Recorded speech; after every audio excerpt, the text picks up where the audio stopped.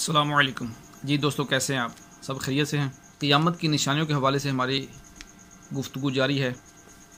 آج آپ کے پاس ایسی نشانیاں جو ظاہر ہو چکی ہیں اور ابھی تک جاری ہیں، اس کی دوسری قسط کے ساتھ حاضر ہیں۔ سب سے پہلے گزارش ہے کہ اگر ابھی تک آپ نے ہمارے چینل کو سبسکرائب نہیں کیا تو فوراً وہ کر لیجئے اور اس ویڈیو کو آخر تک دیکھیے، آپ کی معلومات میں اضافہ ہو۔ آئیے ہم ایسی حدیث سنتے ہیں کہ جن میں قیامت کی نشانیاں بیان کی گئی ہیں، وہ قیامت کی نشانی ہم اپنے آنکھوں سے دیکھ رہے ہیں اور محسوس بھی کر رہے ہیں۔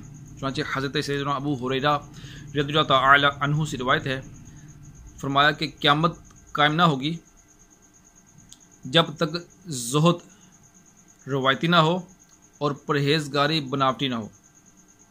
آج کل ہم یہ تماشے عام دیکھ رہے ہیں کہ کئی لوگ ایسے ہیں جو تقوی اور پرہیزگاری شو کرتے ہیں، اپنے آپ کو نیک گنواتے ہیں، لیکن یہ سب بناوٹی اور لوگوں کو دکھانے کے لیے یا دنیا کمانے کے لیے یا دنیاوی مفاد کے لیے یا امیروں سے اپنے کام نکلوانے کے لیے یا کسی کو دھوکہ دینے کے لیے، یہ بہت زیادہ آپ کو ایسے لوگ مل جائیں گے جو ظاہراً نیک پرہیزگار ہوں گے لیکن حقیقتاً وہ فراڈی ہوں گے، لوگوں کا ایمان بھی برباد کرتے ہوں گے، مزید لوگوں سے دنیاوی فائدے حاصل کر کے اپنی نیک نامی شو کر کے لوگوں سے مفاد لے کر جو ہے وہ لوگوں کو نقصان پہنچا رہے ہوں گے۔ تو ایسے لوگوں سے بچنا چاہیے۔ آج کل کے دور میں ایسے لوگوں کی پہچان اور ایسے لوگوں سے اپنے آپ کو بچانا بہت مشکل بھی ہے اور بہت ضروری بھی ہے جینے کی تمنا تو پہچان پیدا کر۔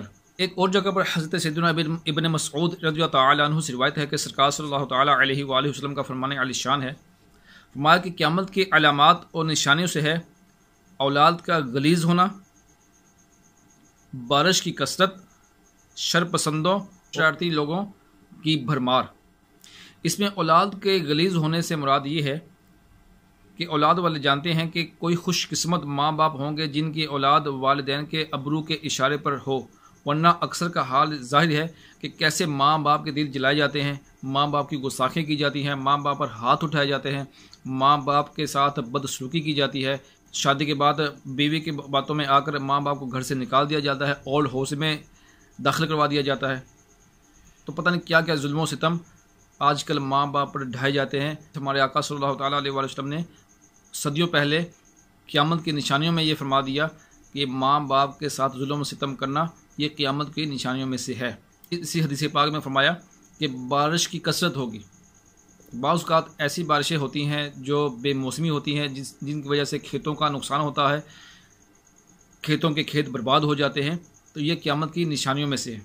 اور شر پسند اور شرارتی لوگوں کی بھرمار ہونا، یہ تو آپ ہر جگہ پہ دیکھ سکتے ہیں کہ شرارتی لوگ کہاں نہیں پائے جاتے، محلوں میں، بازاروں میں، بعض اوقات تو مساجد میں ایسے شرارتی لوگ ہوتے ہیں جن کی شرارتوں کی وجہ سے نمازی تنگ ہو جاتے ہیں، نماز چھوڑ دیتے ہیں۔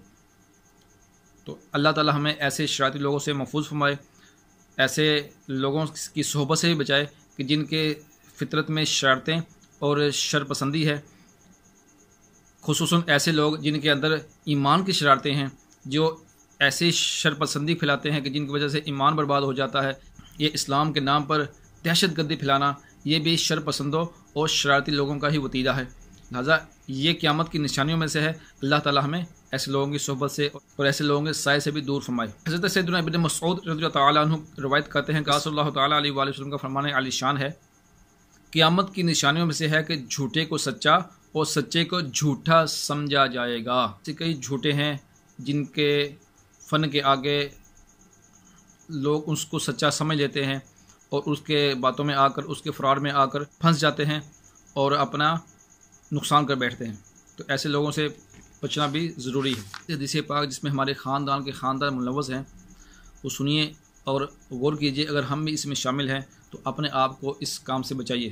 چنانچہ حضرت سیدنا ابن مسعود رضی اللہ تعالی عنہ سے روایت ہے کہ ہمارے آقا مدینے والے مصطفیٰ صلی اللہ تعالی علیہ وآلہ وسلم کا فرمان عالی شان ہے، قیامت کی علامات میں ہے کہ خیانت کرنے والے کو امانت سونپی جائے گی اور امین یعنی سچے کو خیانتی سمجھا جائے گا، اور بیگانوں سے یاری دوستی اور قریبی رشتہ داروں سے بیگانگی اور قطع رحمی کا سلوک کیا جائے گا، یعنی رشتہ داروں سے قطع تعلق کی بڑھتی جائے گی۔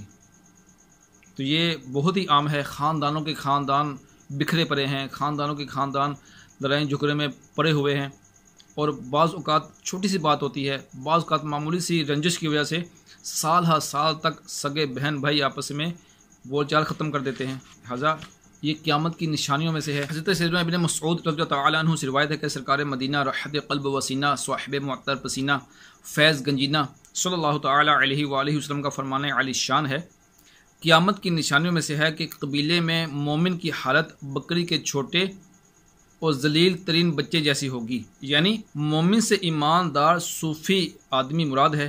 مشاہدہ کر لیں کسی امیر یا متوسط گھرانے یا محلے میں ایسے صوفی ایماندار کا کیا حال ہوتا ہے، اور وہ ان میں کتنا گرا ہوا انسان سمجھا جاتا ہے۔ عام طور پر خاندان میں ایسے شخص کو جو بظاہراً نیک ہو، پرہیزگار ہو، نیک لوگوں میں اٹھتا بیٹھتا ہو، اس کی اہمیت اتنی قد خاص نہیں ہوتی، چاہے وہ جتنا بھی پڑھا لکھا ہو۔ عام طور پر ایسا شخص جو ظاہری طور پر نیک پرہیزگار ہو اور پڑھا لکھا بھی ہو، اس کی اہمیت کم ہوتی ہے، جبکہ جاہل کی اہمیت زیادہ بعض اوقات ہو جاتی ہے، اور خصوصاً ایسا جاہل جو سوٹڈ بوٹڈ ہو اور جو پینٹ شرٹ کستا ہو اور وہ فر انگلش بھی بولتا ہو۔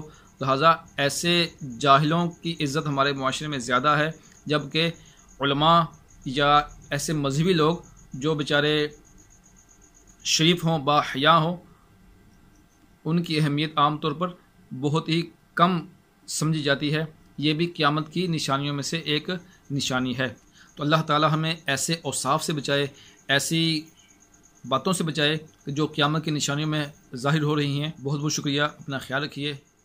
السلام علیکم ورحمۃ اللہ وبرکاتہ۔